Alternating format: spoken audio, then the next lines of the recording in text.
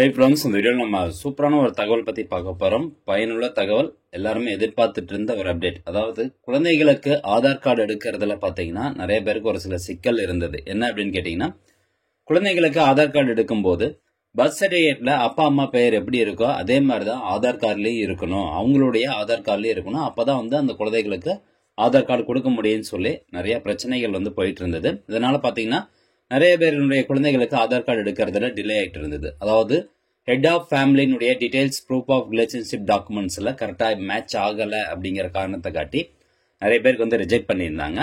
But இப்போ அதில் ஒரு டீடைல்ஸ் கொடுத்துருக்காங்க. அதாவது 1/5/2025 இருந்து 30/6/2025 வரைக்கும், அதாவது ஒரு 2 மாதம் டைம் லிமிட் கொடுத்துருக்குறாங்க. இன்கேஸ் பேரண்ட்ஸினுடைய டாக்குமெண்ட்ஸ், பேரண்ட்ஸினுடைய ஆதார் கார்டில் நேம் ஒரு சில மாதிரியான கரெக்ஷன்ஸ் இருந்தது அப்படின்னாலும் நீங்கள் குழந்தைகளுக்கு ஆதார் கார்டு எடுத்துக்கலாம் அப்படின்னு சொல்லி ஒரு சில அப்டேட் கொடுத்துருக்குறாங்க. அதுவும் குறிப்பாக யாருக்கு கொடுத்துருக்காங்க அப்படின்னு கேட்டிங்கன்னா, தற்போது இந்த தாலுகா ஆஃபீஸில் இருக்கக்கூடிய டேக் டிவி சென்டர்ஸ் இருக்குது பார்த்தீங்களா, டேக் டிவி சென்டர்ஸில் ஆதார் கார்டு எடுத்து கொடுப்பாங்க. ஸோ அவங்க எல்லாருக்கும் இது ஜிமெயிலில் அனுப்பப்பட்டிருக்குது. ஸோ இந்த மாதிரி கரெக்ஷன்ஸ் இருந்தாலும் ஒரு சில, அதாவது மைனர் கரெக்ஷன்ஸ், 3 வகையான கரெக்ஷன்ஸ் சொல்லியிருக்காங்க. ஸோ அந்த குழந்தையினுடைய பெற்றோர்கள் பெயரில் 3 வகையான கரெக்ஷன்ஸ் இருந்தாலும் கண்டிப்பாக நீங்கள் அவங்களுக்கு ஆதார் கார்டு எடுத்து கொடுக்கலாம், அது எந்த பிரச்சனையும் கிடையாது அப்படின்னு சொல்லி எக்ஸாம்பிள்லாம் போட்டு ஒரு மெயில் டேக் டிவி ஆப்ரேட்டர்ஸ்க்கு அனுப்பிச்சிருக்கிறாங்க. ஸோ மற்ற இ சேவை மையத்துக்கு அதே மாதிரி ஆதார் சேவை மையத்துக்கு இது போய் சேர்ந்திருக்கு அப்படிங்கிறது தெரியல. இன்கேஸ் உங்களுடைய ஊரில் மற்ற ஆதார் சேவை மையத்தில் உங்களுக்கு அவங்க நீங்கள் போய் கேட்கும்போது, இல்லைங்க எங்களுக்கு இந்த மாதிரியான கரெக்ஷன்ஸ் எதுவுமே மெயில் வரல அப்படின்னு சொன்னாங்கன்னா, உங்கள் தாலுகா ஆஃபீஸில் இருக்கக்கூடிய டேக் டிவி சென்டருக்கு போங்க. அங்கே போயிட்டு நீங்கள் இந்த மாதிரி கேளுங்க, கண்டிப்பாக அவங்க உங்களுக்கு பண்ணி கொடுப்பாங்க. ஸோ முக்கியமான அப்டேட் என்ன அப்படிங்கிறத நான் சொல்லிடுறேன். ஹெட் ஆஃப் ஃபேமிலி, இப்போ குழந்தைகளுக்கு ஆதார் கார்டு எடுக்கணும் அப்படின்னா கண்டிப்பாக 2 டாக்குமெண்ட் முக்கியம். ஒன்று அந்த குழந்தையினுடைய பர்த் சர்டிஃபிகேட், இன்னொன்று பேரண்ட்ஸினுடைய Aadhaar card, proof of relationship document கேட்பாங்க, ரைட்டுங்களா?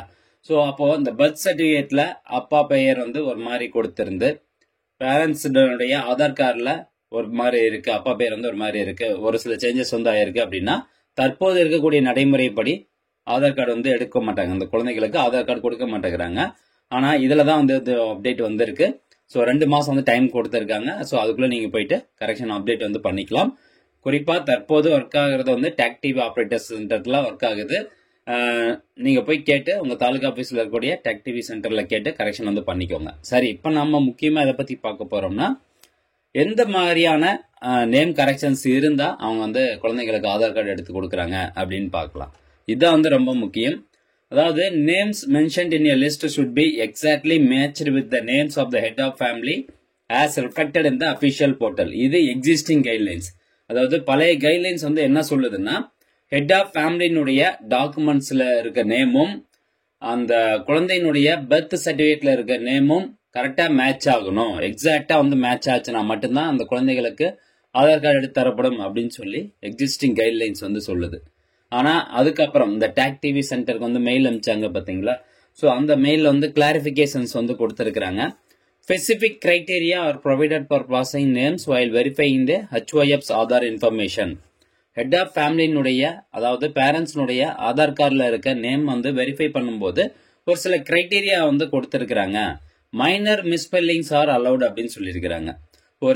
ஒரு மிஸ்பெல்லிங்ஸ் அப்படின்னா, இப்போ பேரண்ட்ஸ்னுடைய நேமில் எதனா ஒரு ஸ்பெல்லிங் மிஸ்டேக் இருக்குது, இல்லை உச்சரிக்கும் போது ஒரு ஸ்பெல்லிங் மிஸ்டேக்னால வருது அப்படின்னா அது allowed. But the name should be justified அப்படின்னு சொல்றாங்க. ஸோ அதுக்கு எல்லாம் எக்ஸாம்பிள் கொடுத்துருக்காங்க, நம்ம ஒன்னா பார்க்கலாம். அதே மாதிரி டிஃப்ரெண்ட் கேட்டகரிஸ் ஆஃப் நேம்ஸ் கொடுத்துருக்காங்க கீழே. அந்த எக்ஸாம்பிள் எல்லாமே நம்ம பார்க்கலாம்.